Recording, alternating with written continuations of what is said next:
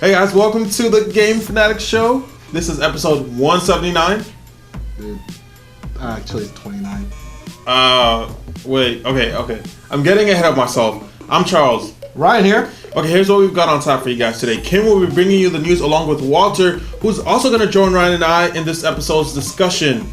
And Charles hinted at it, but we'll be discussing Microsoft's turning 180 on their DRM policies, as well as the departure of Don Mattrick. So that's where the 179 comes in for any of you non-mathematical wizards out there. So we have so much to talk about. But before we get into the news, dude, what have you been playing, man? I've been playing, well, I'm not saying old school, but some of the games that I kind of missed out on. My buddy got me the Secret World on PC, so I've been playing a little bit of that. And Muramasa on the Vita. I didn't play it on the Wii, so I'm playing it on the Vita. Nice, cool. Dude, for me, I have been playing Saints Row 4. Dude, jealous. I've had my hands on the press preview for about a week now. My video is actually up on the site. My full review and preview, not really a review. Not going to spoil anything here, guys, so just go check that out. Anyway, hit us with some news, Kim and Walter.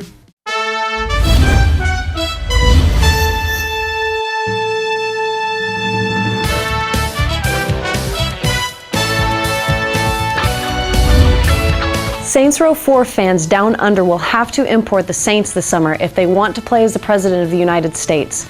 The game has been banned in Australia, but don't fear, mates. It seems a censored version popped up on Steam, so it appears like Saints Row will get a little bit classier for Australia. Fun fact, Saints Row 4 is the first game that has been denied due to being so raunchy, sex, drugs, and of course, the Third Street Saints. Gamers who pre-order the upcoming Gran Turismo 6 at GameStop will automatically be upgraded to the Gran Turismo 6 Anniversary Edition. Poised to offer the best Gran Turismo experience, this edition comes with a huge amount of extras, including 20 different cars, custom paint chips, an exclusive race suit and helmet, a PSN avatar, and a copy of Beyond the Apex 2, the sequel to the Blu-ray exclusive Gran Turismo 5 prologue documentary Beyond the Apex. Amazon will also be competing for pre-orders by including a pack of 4 cars and a 1 million in-game credit. With 2 really great choices and incentives for pre-ordering, Gran Turismo 6 is looking like it might be a huge hit, especially for car enthusiasts. It's that time of year again, guys, the PSN Summer Sale. 2 weeks of highly discounted titles, even more so for PS Plus members. The games range from Batman Arkham Asylum to Shadow of the Colossus. Along with the sale comes a new month of free games for PlayStation Plus members, which includes Battlefield 3, Jet Set Radio, Oddworld, Munch's Odyssey, and much more. For a full list of what's available on Sony's summer sale, check out this article on our website. Also, FYI, Battlefield 3 is free for PlayStation Plus members. Ubisoft confirmed that someone managed to get into their servers and access account details. We don't know who they are or what they wanted, but who uses Uplay anyway? In all seriousness though, guys, Ubisoft has assured users that no financial information has been compromised, though they are urging you to change your passwords. According to an image that has yet to be verified as a legitimate Nintendo European newsletter, Mario Kart 8 will be released on April 2014 next year. The image was sent out as a tweet, which roughly translated says, in April of 2014, Mario Kart 8 will arrive on the Wii U. If those rumors are true, then that means that Mario Kart 8 will be releasing a few months after the new generation of Xbox and PlayStation consoles arrive. Given the recent announcement, however, Mario Kart 8 may still be early or just midway through its development cycle. So the amount of time left until it's released may be justified. GTA 5, Rockstar's upcoming open world title, will be gigantic, but you probably weren't expecting a required 8 gig install before even playing the game. While both the Xbox 360 and PlayStation 3 will require the install, the Xbox 360 version will ship with 2 discs, one for a one-time mandatory install and the other to play the game. The installation will also presumably help make the gigantic world transition seamless, avoiding constant reading from the disc. Also of note, Rockstar is firmly committed to releasing Grand Theft Auto 5 September 17th for Xbox 360 and PS3. That's all for the news. For more articles and more details on what we went over, visit our website, thegamefanatics.com. Coming up next, Charles, Ryan, and Walter talk about Microsoft and the big things that came from them the past couple of weeks.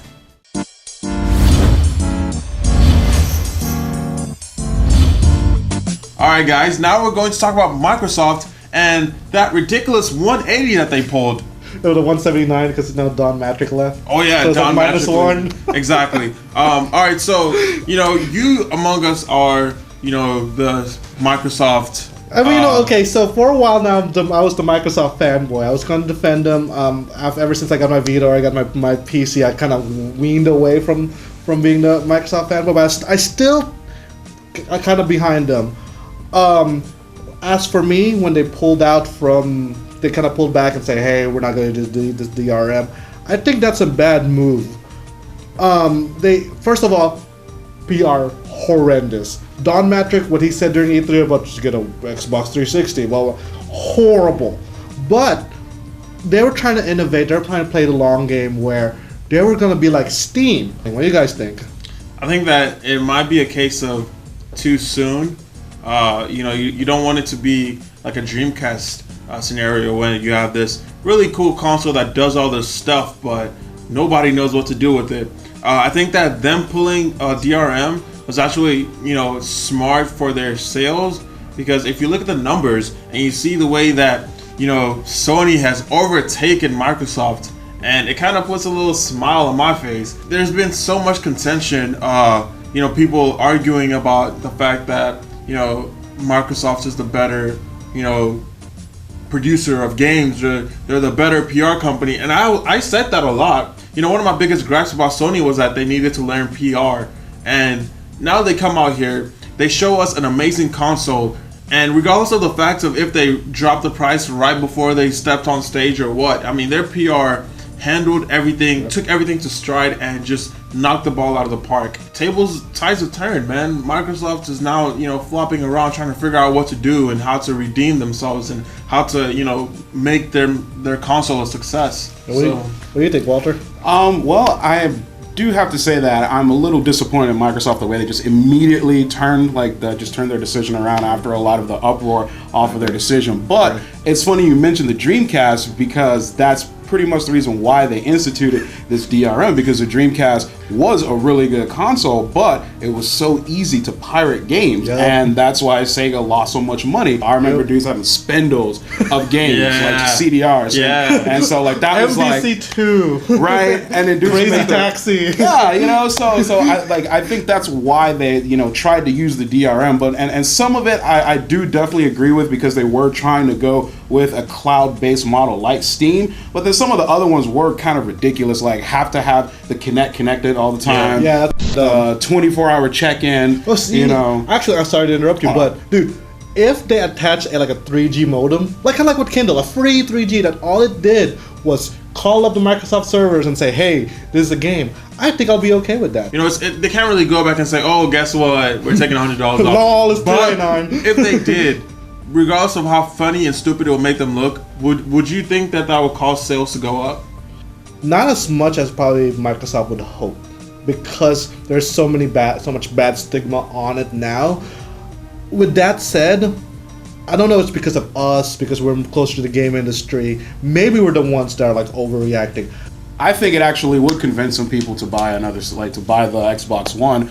I know a lot of people who seem to be more up in arms were people like us who were saying, this is almost something like out of 1984, Big Brother, with the Kinect always connected, they could just watch you, who knows, and actually as part of the to basically remove the DRM, you have to connect the Xbox to the internet one time, and it goes through a setup to disable the DRM, but that doesn't mean that they couldn't just re-enable it sometime down the line. So it's kind of scary knowing that it's already been baked in, Well, the architecture's there. Yeah, exactly. They just flip the switch and says nope. Then they can flip the switch back to yep, and then exactly, like some of these countries do when their citizens get out of hand and they want to just cut off the internet.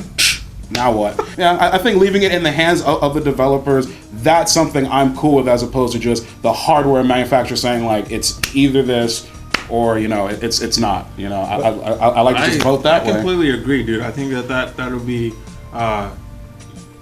eventually and ultimately, people will put their wallets where their mouth is. Hopefully, I think that the way that Microsoft's kind of really tried really hard to rebuffer themselves and get out of this, kind of shows you that they foresee or foresaw that they will not have been successful launching an Xbox 360 day one. I mean, an Xbox One with the way it stood. then. Just moving on, dude. Another turbulent times of Microsoft. Don Mattrick left for Zynga. That's a bazinga for you, man. What do you think about that, Walt? Okay. Well, I definitely, it definitely seems a little suspicious, you know, like after just the huge like PR nightmare with the Xbox One, you know, and like, you know, Don definitely, he took the stage at, you know, like at the Xbox One reveal, and, you know, he said, this is what we're going to do. And, you know, he was like real adamant about the DRM, and all of a sudden, no, I'm just going to turn it around. And now he's leaving. Like maybe someone's not pleased with his performance. Or what it could be is that this guy has a master plan.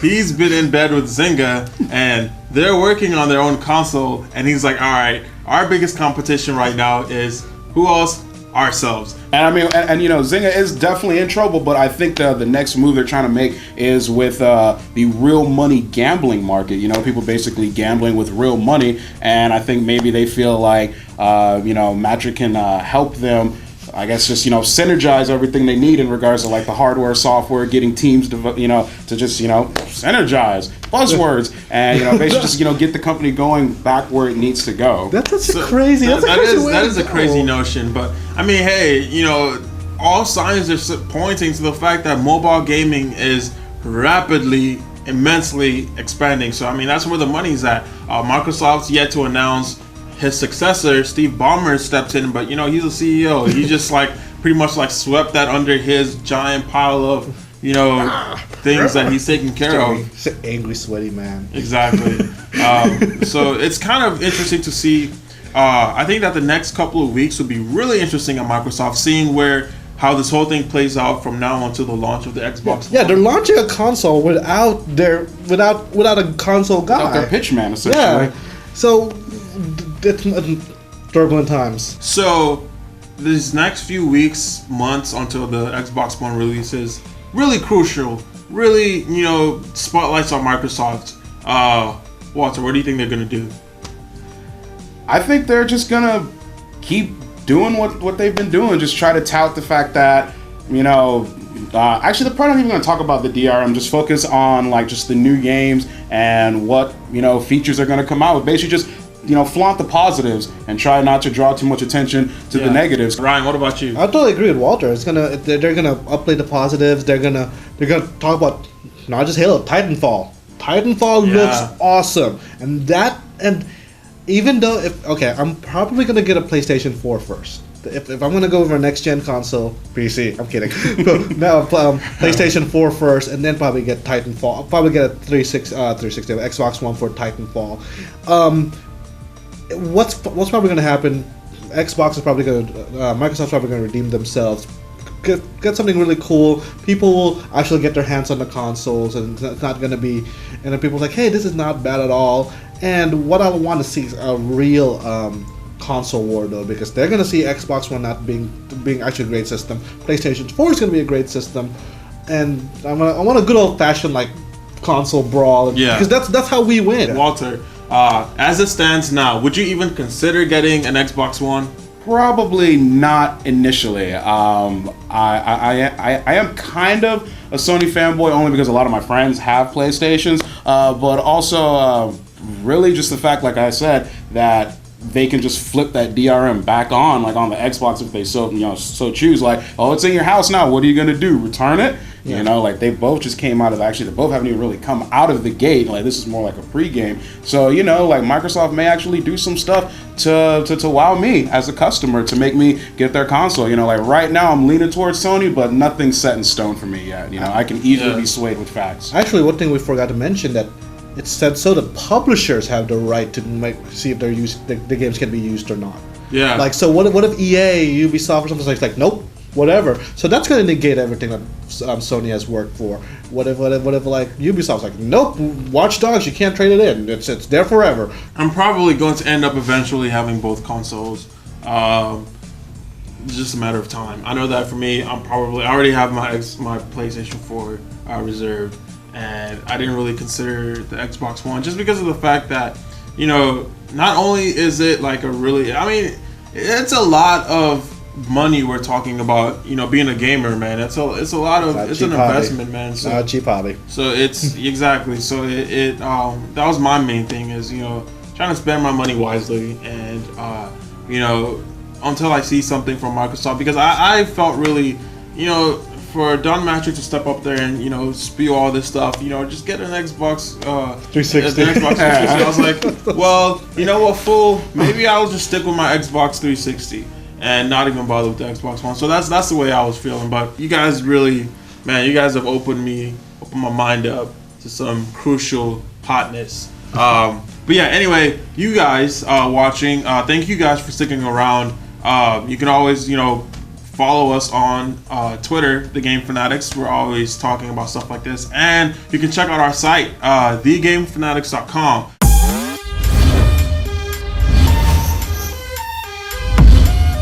Thank you for tuning in on episode 29 of the Game Fanatics Show. Keep the conversation going on Twitter using hashtag TGFShow. And yeah, thank you guys so much for being active on all forms of social media. We hit 1,000 followers on Tumblr, and it is awesome. You guys are also, you know, we're also close to 1,000 followers on Instagram, and, you know, that's huge for us, you know, because it's all grassroots. So, you know, you guys can always keep up with the latest gaming news right here on The Game Fanatics. We're also on YouTube, so check out our past episodes and see how far we've come. The long version of the E3 discussion we had last week, it's on there, so check it out. Yeah, we talked a lot, and you can't all fit it into an episode, and Arnell did a really good job of, you know, giving you guys everything that we talked about. Don't forget our website, thegamefanatics.com. We have a lot of articles, editorials, and reviews. They're all going up there. We're also gearing up for PAX. Myself, Ryan, Arnell, and others from the TGF staff will be there. And we're going to get some great coverage, and I believe we're planning a TGF show live from PAX like we did last year. Exactly. That was awesome. I'm excited to be a part of it. The TGF staff, you know, we work hard, but we play harder. Our very own Rochelle is training hard to compete at EVO in Las Vegas this year. All of us here, girl, we are rooting for you. Let's go, Roro! Woo! Yeah, man, you bring home the gold, girl. Kick some butt. Okay, let's end this episode so I can play some games for the Sony Summer Sale. Sony Summer Sale, yeah. All right, for myself, Rochelle, Lance, Walter, Kim, and Arnell behind the camera, thank you for watching. I'm Charles. And I'm Ryan. United, we game.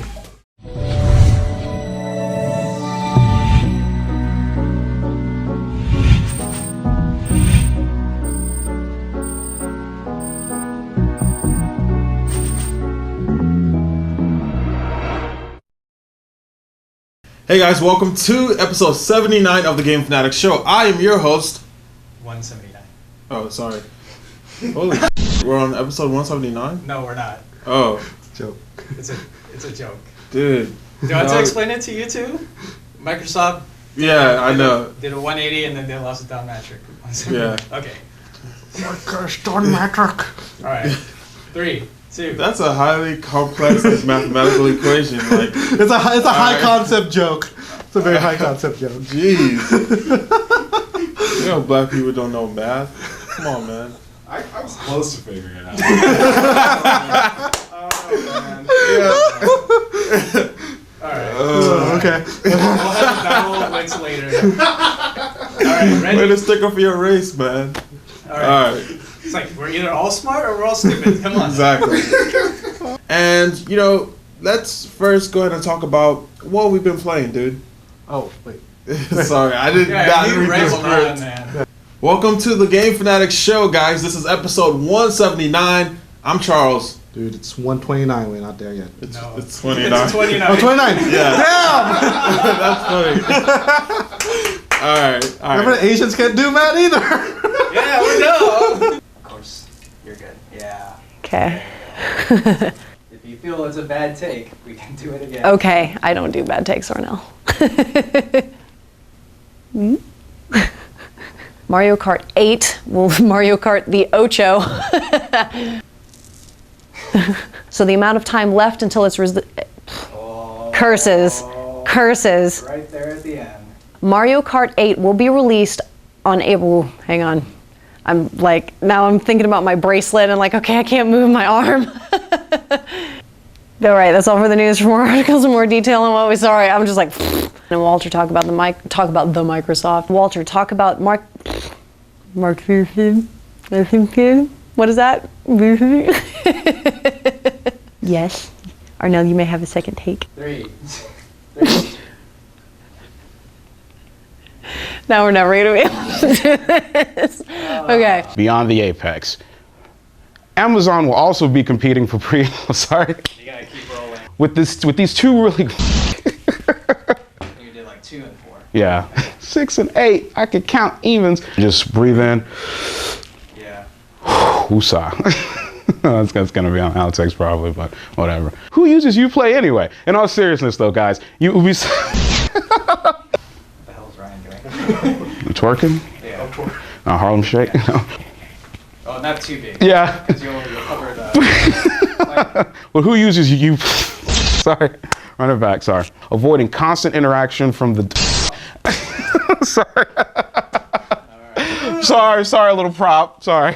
Microsoft, their giant 7, what was it again? 180. Oh, 179. 179. Sorry, can we do that again? Their giant 180. 79 actually. 79. Because Yeah. we lost Don Mattrick. Yeah, it was anyway. Sorry, let's do that again because I was gonna do one of those terrible joke things where you explain the joke. Alright, Slate. You pretty? I forgot where my hair is parted, at the left or the right, so I was trying to move my hair this way. It was supposed to be this way. I switched back and forth. You should have a wedge like Will I Am. I should. Okay. Okay, I don't know what your grin is. Is that bad grin or a good grin? That was fine. It's just like, United? I was like, I know, because you're like, Yeah, game. That's okay. Because he didn't say the same. He didn't say it at the same time. I'm like, game.